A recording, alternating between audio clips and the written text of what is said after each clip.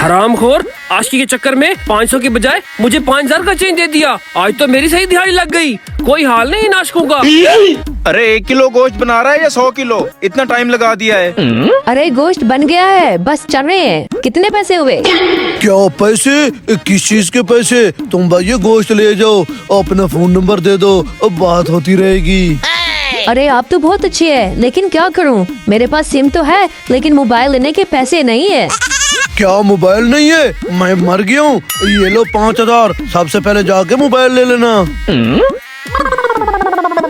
अरे तुम होश में तो हो? ये 5000 नहीं 500 है।